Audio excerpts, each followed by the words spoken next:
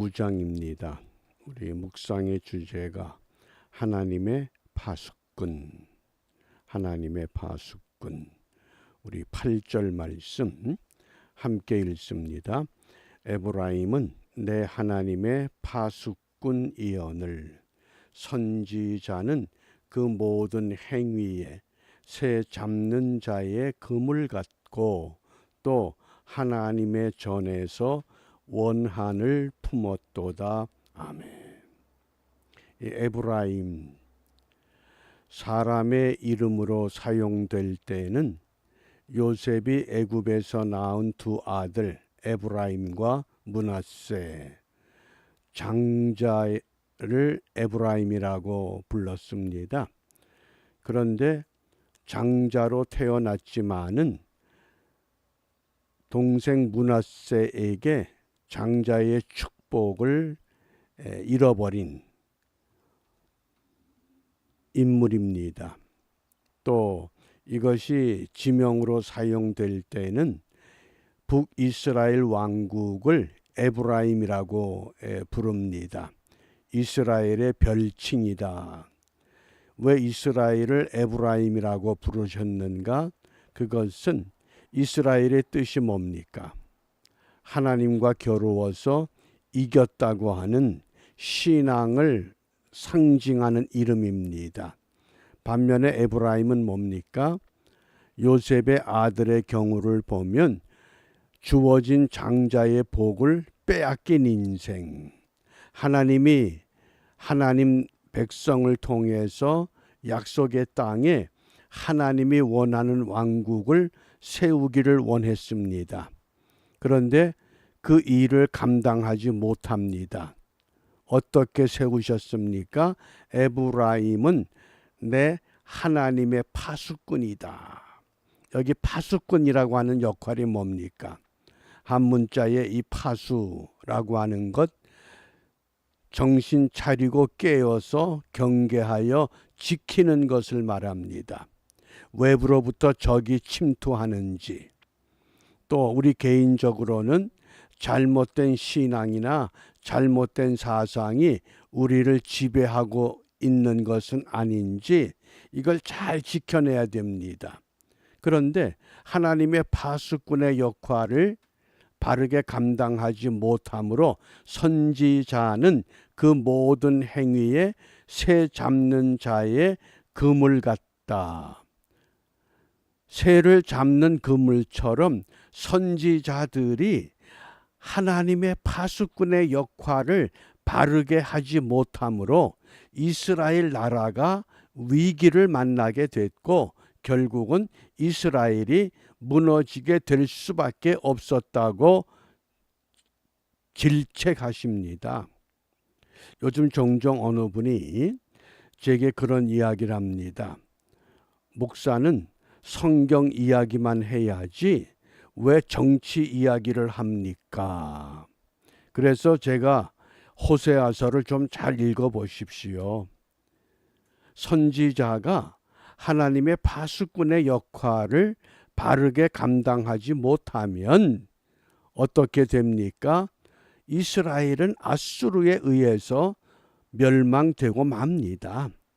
예배를 하고 싶어도, 기도를 하고 싶어도, 찬송을 부르고 싶어도 그 북이스라엘 백성들이 아수르로 끌려가서 70년 동안 포로 생활하고 말았습니다. 그것이 눈앞에 보이는데 어떻게 깨우쳐 알리지 않을 수 있겠느냐? 그 선지자는 그 모든 행위에 새 잡는 자의 그물 같은 역할을 감당하는 것이 아니라고 하는 것. 그래서 또 그 하나님의 전에서 원한을 품었다. 그래서 이 호세아서를 통해서 이스라엘 백성의 특징을 4가지로 말씀을 합니다. 첫째는 지식이 없는 백성이다. 어떤 지식이 없다고 그랬습니까? 하나님을 아는 지식이 없어서 망한다. 그렇게 책망합니다. 지식이 없는 백성이다. 그 다음 2번째, 이 북이스라엘 왕국의 백성들이 인애가 없는 백성이다. 제사를 드렸습니다. 그런데 하나님은 내가 제사를 원하는 것이 아니라 너희들에게 인애를 원한다. 인애가 뭡니까? 헤세드라고 하는 것, 하나님과의 약속입니다. 하나님의 약속을 지키면 내가 너희들에게 헤세드, 자비를 베풀어 줄 것이지만은 아무리 하나님이 사랑의 하나님이실지라도 약속을 지키지 않는 백성, 인애가 없는 백성, 그들은 하나님의 진노, 하나님의 심판, 하나님의 징계를 받을 수밖에 없다고 꾸짖습니다. 지식이 없는 백성, 인애가 없는 백성. 그 다음에 세 번째, 교만한 백성이라고 꾸짖습니다. 이 교만하다고 하는 것은 하나님의 은혜를 잊어버린 겁니다. 여로보암 2세 때 북이스라엘 왕국은 가장 번성한 시대를 누렸습니다. 우리가 이렇게 번성하고 이렇게 풍족한 삶을 사는 것, 하나님이 우리에게 주신 것이 아니라 이방신 바알의 신이 우리에게 이러한 것들을 주었다고 하나님을 떠나버린, 그래서 그것을 하나님은 교만한 백성이라고 책망하셨습니다. 지식이 없는 백성입니다. 인애가 없는 백성입니다. 교만한 백성입니다. 그 다음에 오늘 9장 1절에 보면 이 세속화된 백성입니다. 어떻게 세속화되었느냐? 9장 1절에 이스라엘아, 너는 이방 사람처럼 기뻐 뛰놀지 말라. 네가 행음하여 내 하나님을 떠나고 각 타작 마당에서 음행의 값을 좋아하였느니라. 농사를 지었습니다. 풍년이 왔습니다. 많은 추수, 수확물을 거두어 놓고 어떻게 해야 됩니까? 여호와 하나님께 그들은 분명히 감사의 제사를 드려야 됩니다. 그런데 이미 그들이 교만해졌고 하나님의 은혜를 잃어버렸기 때문에 우리에게 이렇게 풍년을 주신 바알 신에게 우리가 감사하자. 그러니까 각 타작 마당에서 음행의 값을 좋아한다. 여호와 신앙이 세속화되고 말았습니다. 오늘 우리가 사는 시대도 세속화가 아주 긴박하게 우리를 추적하고 있습니다. 동성애를 왜 금지하느냐? 모든 사람들이 하나님의 형상대로 지음받았기 때문에 그들도 우리가 사랑해야 할 대상이다. 사랑하지 않겠다는 게 아닙니다. 잘못된 것은 막아야 된다는 뜻입니다. 그걸 사랑이라고 하는 핑계를 대고서 우리에게 접근하면서 왜 기독교는 그렇게 속이 좁으냐? 왜 기독교인들은 타협할 줄 모르냐? 진리는 타협하는 게 아닙니다. 그래서 분명히 우리가 여호와 하나님 중심의 이 헤브라이즘적인 이 사고를 굳게 지키면서 하나님이 기뻐하는 은혜의 삶을 우리는 계속 지켜야만 합니다. 이러한 것들을 지키지 못할 때 어떤 일이 일어난다고 경고하시는가? 9절입니다. 저희는 기브아의 시대와 같이, 기브아의 시대, 이 사사 시대를 말합니다. 사사기 19장 20장 그 마지막 부분에 보면 기브아라고 하는 그 사건이 우리에게 소개됩니다. 에브라임 산지에 어느 레위인이 첩을 얻었습니다. 그런데 그 첩이 행음을 하고 자기 친정 그 남편을 떠나서 베들레헴으로 피신했습니다. 한 달, 두 달, 세 달, 4개월이 지나도 돌아오질 않자 이 레위인 남편이 베들레헴으로 가서 그 친정에 머물고 있는 첩을 만납니다. 거기서 여러 날을 묵습니다. 그리고는 다시 기브아 이 에브라임 산지로 돌아오려고 하니까 자꾸 그 첩의 장인이 하루만 더 묵고 가쇼. 하루만 더 묵고 가소. 그렇게 해서는 하루가 이틀이, 이틀이 3일이, 3일이 4일이 됐습니다. 닷새째 된 날은 이 레위인이 첩을 데리고 이제 하인들과 더불어서 에브라임 산지로 길을 떠났습니다. 해가 질 무렵에 떠났기 때문에 가장 가까운 곳에 도착한 곳이 여부스입니다. 그 당시 여부스는 예루살렘이 되기 전이기 때문에 이방인들이 차지하고 있던 성읍입니다. 그래서 하는 수 없이 이 이방인이 차지한 성에 머물질 않고 가급적이면 유다인들이 머무는 성읍에 거하기 위해서 더 재촉해서 이제 그 베냐민 지파 사람들이 머물고 있는 기브아라고 하는 곳에 도착한 겁니다. 그곳에 도착해서 해가 졌습니다.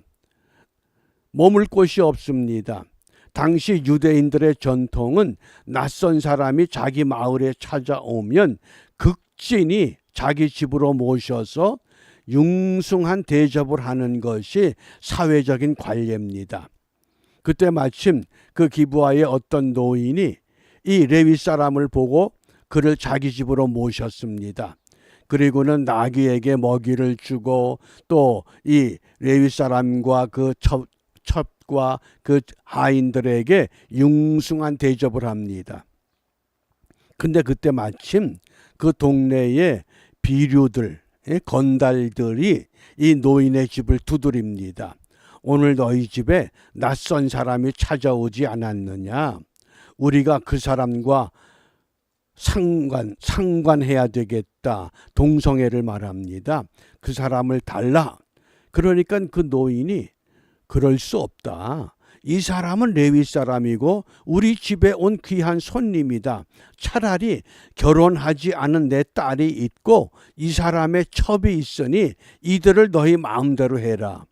그래서는 그 건달들이 이 레위 사람의 첩을 밤새도록 농락을 하고 새벽녘에 놓아보냈습니다.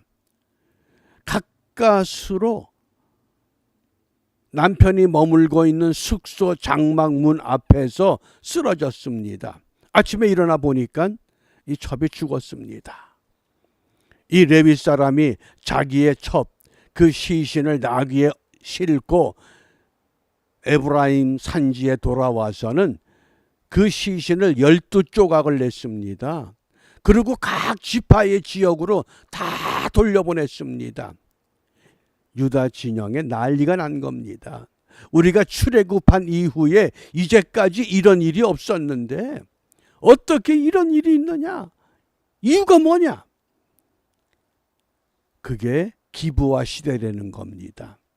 올바른 통치자가 없고 바른 말하는 선지자가 없어서 사람들이 자기 마음대로 자기 멋대로 자기 감정대로 자기 기분대로 마음대로 행하는 그런 때를 말하는 겁니다. 그래서 심히 폐괴했다 그랬습니다. 이 폐괴라는 것 아주 부패하고 타락했다 그런 뜻입니다. 그래서 여호와께서 그 악을 기억하시고 그 죄를 벌하시리라. 하나님은 분명히 모든 것들을 통찰하고 계십니다. 그것을 기억하고 그 죄를 벌하시겠다고 말씀합니다. 오늘 어떻습니까? 우리가 살고 있는 이 시대는 기브아 시대보다 더 도덕적이고 윤리적이고 더 정직하고 더 진실합니까? 아니면 비슷합니까?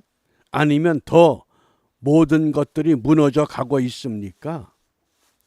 우리가 이런 때에 오늘 이 말씀이 거울이 되어서 하나님께서 우리에게 무엇을 말씀하십니까?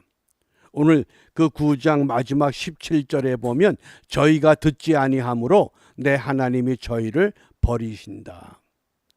하나님은 지금도 올바른 가르침과 외침을 듣지 않으면 하나님의 백성일지라도 하나님이 저희를 버리신다고 경고하십니다. 어떻게 버리시느냐? 저희가 열국 가운데 유리하는 자가 될 것이다. 우리가 피난 생활을 안 해봤지만은 그 옛날 피난살이 하던 우리 어른들의 그 삶을 기억하잖아요. 역사가 분명히 이것을 깨우치고 가르치고 강조해야 되는데 그런 역사는 다 묻어버리고 국민 소득이 남보다 뛰어난 나라에서 풍요롭게 사는 것 아니냐. 먹을 것이 없으면 복지국가는 먹을 것 마음대로 주는 나라다. 이렇게 가르침으로 인해서 우리의 장래가 점점 어두워진다고 하면 이 책임을 누가 져야 되겠습니까? 오늘 이 시대를 살아가는 믿음의 사람들, 그래서 오늘 기도가 잘 듣고 바르게 순종해야 되겠다. 하나님의 말씀을 바르게 잘 듣고 우리가 순종해서, 왜냐하면 반드시 형벌의 날과 보응의 날이 다가오고 있다고 경고했습니다.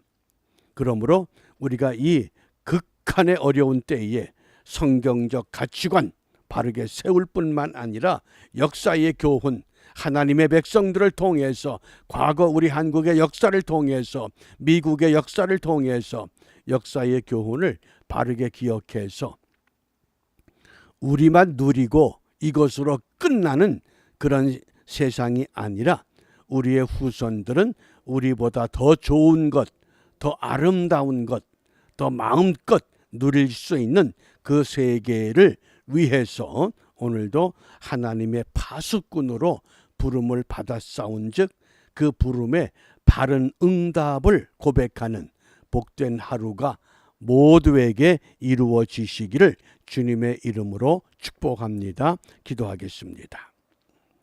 자비로우신 아버지 하나님, 우리 모두를 하나님의 파수꾼으로 불러주시고 이 시대에 우리의 삶의 자리에 세워주신 은혜를 감사합니다.